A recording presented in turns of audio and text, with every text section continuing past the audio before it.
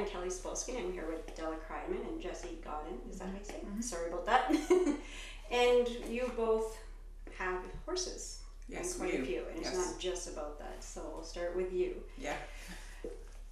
How and where did this dream come from for you? I don't know that it was an evolve. It just evolved. That's all there was to it. You know what I mean? I started out with our own personal horses, riding, showing, right from a young age. And we started building out here and sort of did one barn. And then pretty soon I had a couple extra horses that belonged to other people. And I just began to get more and more horses in for people to train and started doing more lessons. And as that grew, the barn grew, we built the arena, it snowballed, right? And I don't know that it was an actual dream, but it was a job that I love to do, so. That's rare. Yeah, it is, yeah. And I'm pretty lucky in that department, so to be able to do something that I really do like to do, there's not too many days that I say, oh, I don't want to do this. It is, a long job, it's 24 hours a day, 7 days a week, so you better like it. That's right. Yeah. And you've coached? I've coached for a long, long time. I guess more than 20 years. Right? And what did you coach? I have coached 3 times now for Canada, Youth World Cup. We did, the first one I did was in London, Ontario. And it's where you pick a team of people from across Canada, under 18, from anyone who belongs to the American quarters. We put a team of 10 together, which you have 5 riders. You have 2 alternate riders and 3 what we call leaders that help get the horses prepared and help to help the team run, right? Get sort of everything put together. So it's something you have to apply for every time it comes around, which is every 2 years. It's not an automatic. So our first time was London, Ontario. So we put our team together and went. We were very successful in London. We were quite happy with our finish of 5th in that time out of like 16 countries. Wow. Okay. That's amazing. And then we reapplied and went to Germany. Okay. Again, took another team of 10 with us. And it was really an neat adventure, right? We had a really, really good team. The girls, we took some that were great riders. They did a super job, and I believe we placed 4th in that one, which we were happy with, right? And being able to go to Europe, it's such a huge undertaking to go to Europe. You have to transport your horses. No, we don't transport the horses. The countries actually supply all the horses. You're actually given a team of 5 horses. They pick. Somebody goes in, rides all the horses that are donated, and then pick and give you a team of 5. You draw for those horses, right? That's amazing. And then you have 3 days to try and put your riders together with those horses in order to get the best pair combination to win as many points as possible for the team, right? That's amazing. Yeah. And then we reapplied and went this year to Texas. So just outside Houston, Texas. And took another team and went down, and this time we were 4th again. Wow. So we're pretty happy with that kind of finish, considering the teams that go and the high-powered. It's world. Yes, it's world. And you went in there somewhere too. Yeah, 2004, I was in Australia, so this was before Mom was coaching. Okay, so you didn't coach? No. Okay. We had a coach originally from Canada, but living in Montana now. Okay. And I was able to go to Australia for it. It was an amazing experience. Wow. Yeah. It was, So same type of thing? Exactly. Yeah, it was just different year.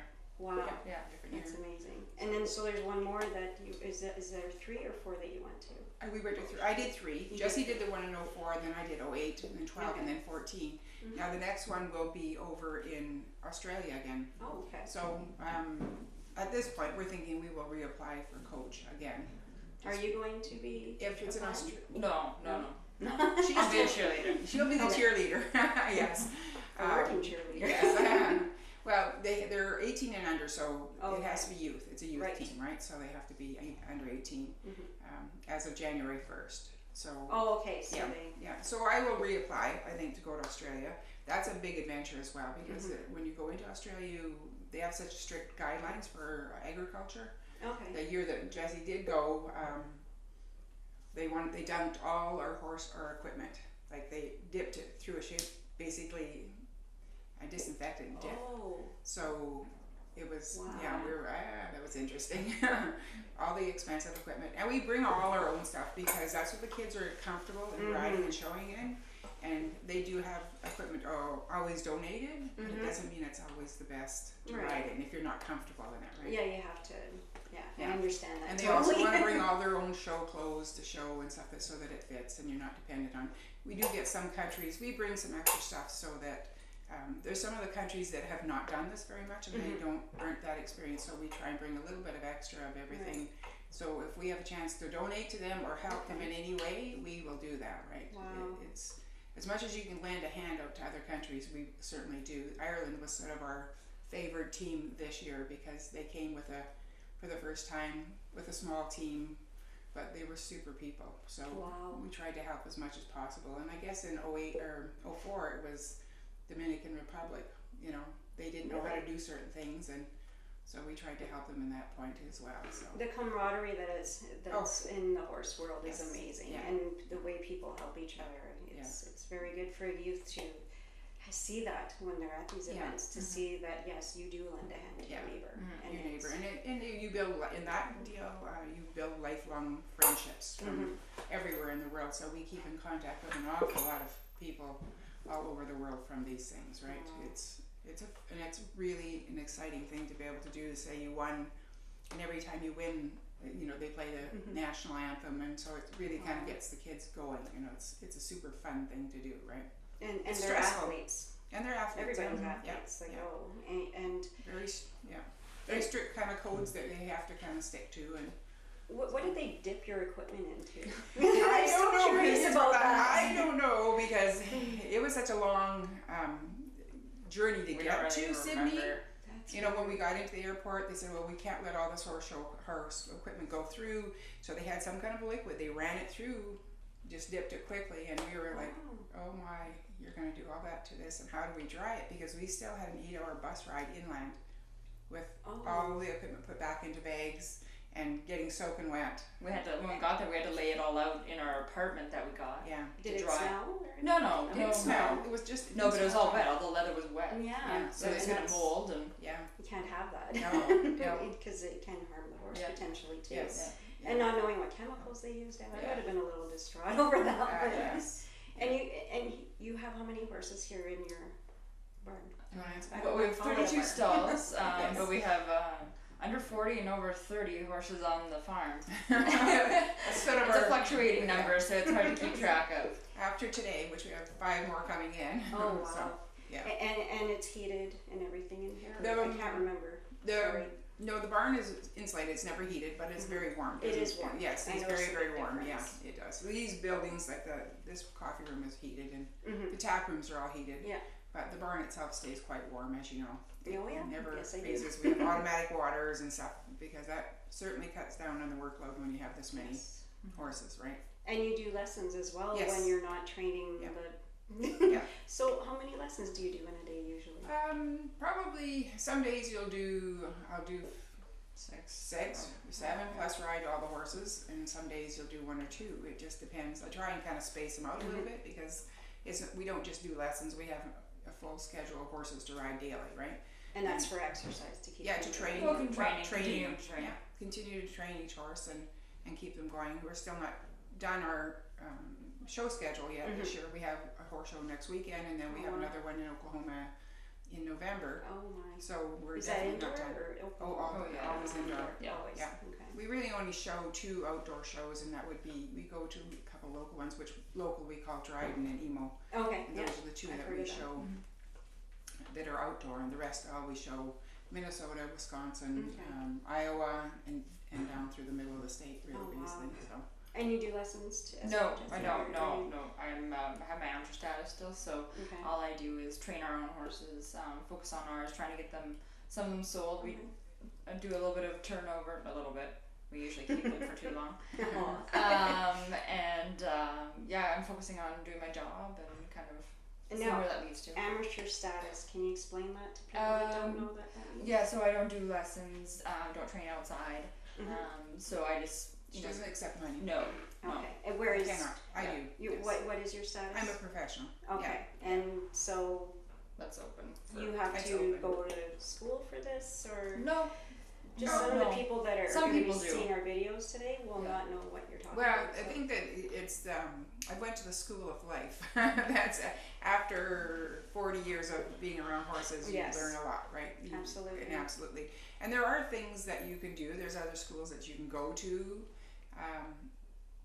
But I think when you have, there's a school of experience. Yes, you know, that makes a big difference, right? I remember when I was here with you and I watched you a few times with the corner of my eye, I was like, wow.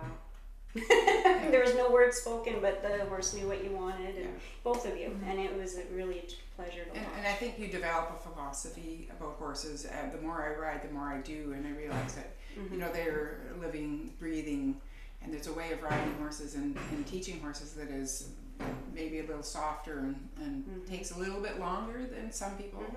But ours seem to last longer. Our show horses last a lot longer. And it doesn't matter, people get the impression that we just do show horses, and that's untrue, right? We train anything and everything, right? Whether it be a trail horse, I get people who take lessons that just ride on the trail, and they just want to become better riders. They want to be able to communicate better with their horses. Okay. So they come and take lessons, and for that reason, then you get people who may never show a horse, but maybe want to a little bit, you know. So there's not only training the horses, you're training the people too. Yeah. And trying that's to a lot train, of psychology. There's a lot of, yes there is. I can tell you that. When you get the show horse end of it, there's a lot of psychology. Yeah. But it's trying to teach people that they need to learn to communicate with that horse, right? Because you can't get angry at the animal for not understanding what you're trying to tell them, because if we don't understand our own body and how to control it, you can never control the horse's body properly. So riding really is learning to control your body, then learning to control the horses. Communication. Communication. It's the word symbiont or something. Yes, synergy. That's it. That's the word. Yes, it is. So, typical day for both of you. You wake up, eat breakfast. We have some really great full-time help right now. So they allow us to kind of have a little bit of flexibility with the beginning of our day. Okay. So in the summertime we get up a lot earlier because of the warm days. We don't like to ride in the middle of the day because it gets hot, too buggy. So we are up, typically by 6:37, and out here. A little later in the wintertime because it's cold and not so light out. And then you just start saddling up and start riding and think about what you need to do that day. Mom has typically lessons a lot in the later part of the day. Students coming from school. We do have flexibility because we have some people who come during the day. But then so we start riding. Feed time's 5:30, so you have to feed, and that's when lessons are coming, and so around that time is very hectic for us. And then we're getting ready for a show this coming week, and so we need to start packing, thinking about what we need to get ready to bring with us. Wow, that's a long journey for both of you. It doesn't stop. No. And if a horse gets sick, you're here, and it's a lot of hard work. And obviously it's been worth it. Yeah, it has been, but it is a lot of hard work. But I guess you do it because you really like it, right? And we've been lucky, I think, over the years with things rolling along pretty well. So Jessie and I are fairly in tune to each other because, if she's thinking something, it's coming out of my mouth. So that's awesome. It was like that for years with you guys, and I noticed. Yeah. And I've been very, very lucky to be able to coach her all her life. Right? I've never had an issue, and I know a lot of people cannot coach their own child, but it's been super for me. It's amazing. So you listen to your mom, is what she's saying? Yeah. It's good to have some. I think there's days. There's days now that I listen to her too. It gets to be, You never stop learning, so you can learn from each other. Exactly. And we bounce ideas off of each other constantly to say, what do you think about this? How should we do this? Because it's, this job is constantly, with everything that goes on, you're constantly thinking about, is this the right move? Is this the wrong move? Should I do this? Should I wait for this? There's just constant, like any business. Right. Yeah, and I've kind of picked up kind of the electronic stuff, kind of like forming our Facebook page. Right. Helping put horses up for sale, getting those on the internet and out there so that people can see what we have. With the invention of more social media, it's nice to get our our horses who, we don't do a lot of sale horses, but we do have some that like some people cannot afford anymore. They're just in different places of their life. And we have a couple project horses of our own that, we kind of, try to make it, bring out the best in them, and then kind of find them a new home so that they can be successful in their new life with a new person.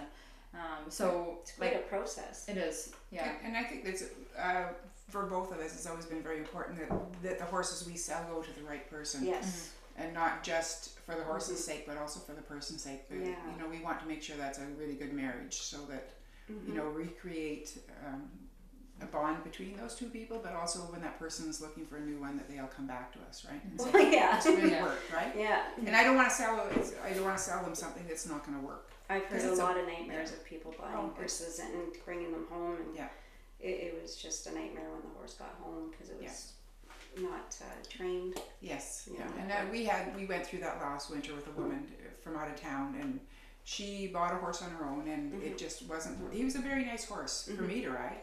Okay.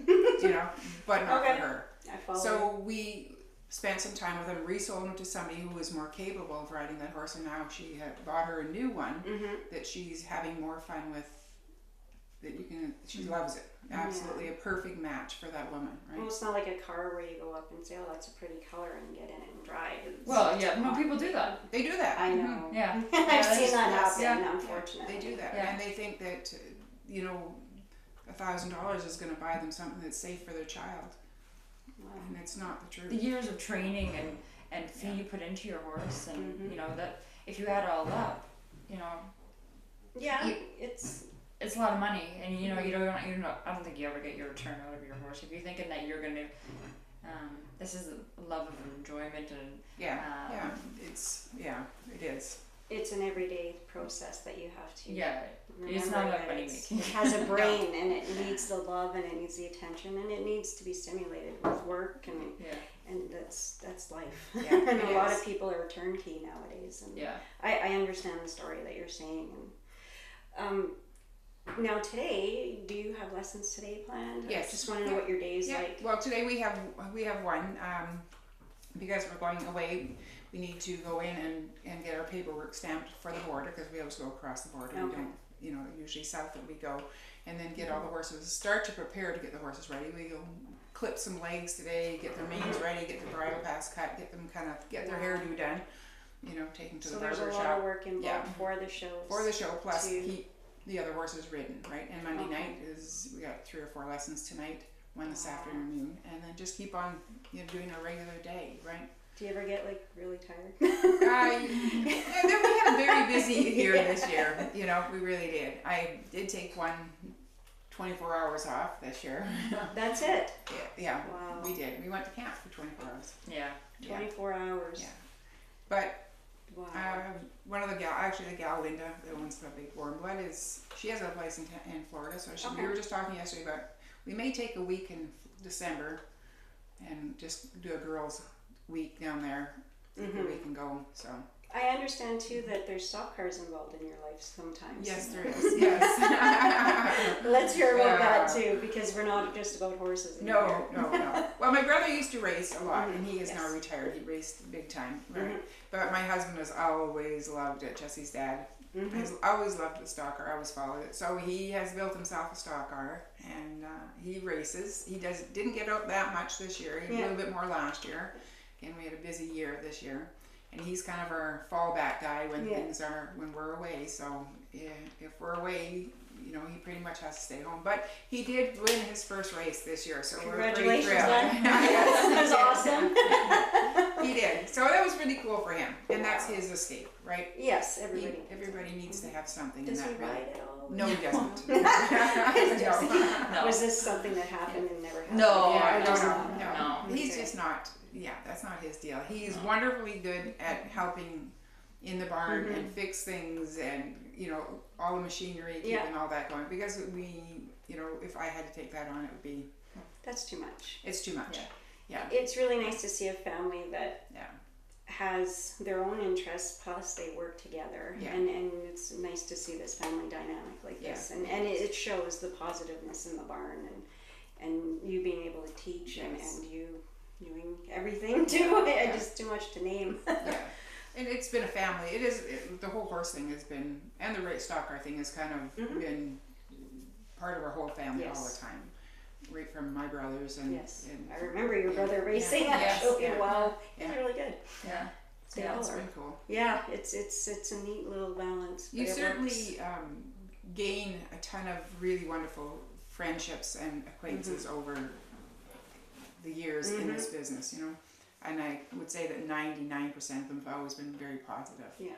You know, and it's a family affair, not just with us, but the people who come. Your brother does hooves as well? My brother does, He comes from southern Ontario. He lives just across the river in Gatineau. Okay. And he flies in every 5 weeks and does the barn. Plus he does a lot of outside horses. They bring a lot of horses in from the area. Wow.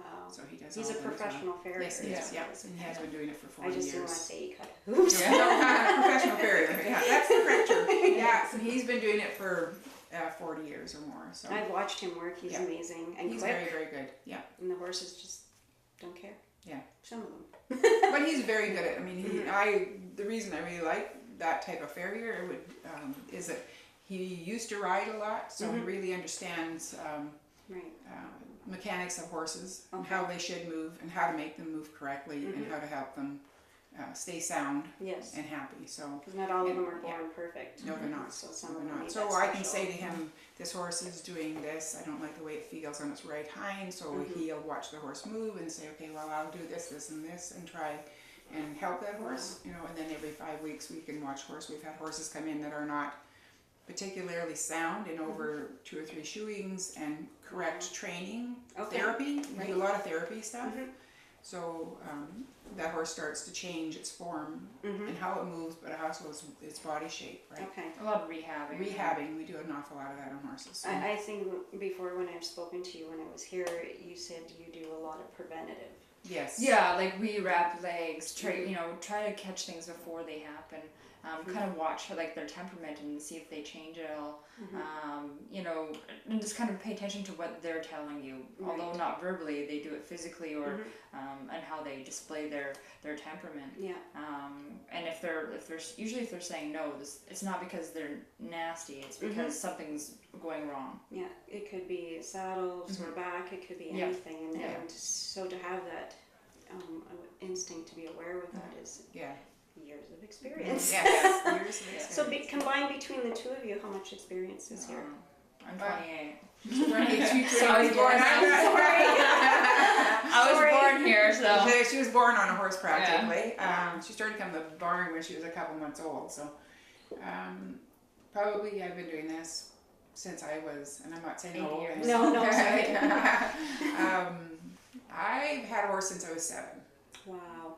And Jessie's been around the barn for a little less than 28 years, so 40, a lot of years. That's awesome. Yeah. You don't hear of this too often. Yeah. At all, actually. This is such a nice thing. Is there anything else you guys want to add today? I don't know if I missed any. You guys have done so much between the two of you. I guess we just really enjoy what we're doing. You know, it's been a ride. We'd like to keep it that way. Awesome. Yeah, it's been a ride for sure. That's awesome. Highs and the lows. We've got to take the good and the bad. Yeah. You know, and I guess it's our heart and soul that's put into this. You know, if there's something wrong in the barn, I'm the one that loses the sleep, and you know, because you think about it, you can't get that out of your brain. You know. You're an animal lover for sure. Yeah, and we try and do what's right for the horse as best we can, and you know, we have a lot of resources to help horses, so and people. And the people are your friends, like they're family, and they're here. And I think the clients we have been with us a long time. We've had clients since Jessie was a little tiny baby, and they're still here. We try and develop that kind of That's amazing. clientele, right, that stays, and we try and make sure that it's fun for them. It is their hobby, it's our job, right? So we try and make it, make sure that the horse stays sound and happy, and that they're having a good time. You know? It works. It works. We could use a cook though. Somebody to make suppers for us. Yeah. And once in a while we try and do some we call normal things, like, you know, we used to have a garden, little things like that. Do a little canning and do things like that we call normal. That's the normal thing. And then you get called out to the barn. Yeah. But like you said, you have some good people here now. We have great help. And we do. And thank goodness for them, because that makes our life a lot easier. So if they're not in, we call it a help appreciation day. So we get on there, get to shoveling, because it has to be done. It has to be. Yeah, it has to be done. So. Well, I just want to thank both of you. This has been wonderful. It was great seeing you both again. Thank you very much. No problem. Yes. Thank you. Thanks.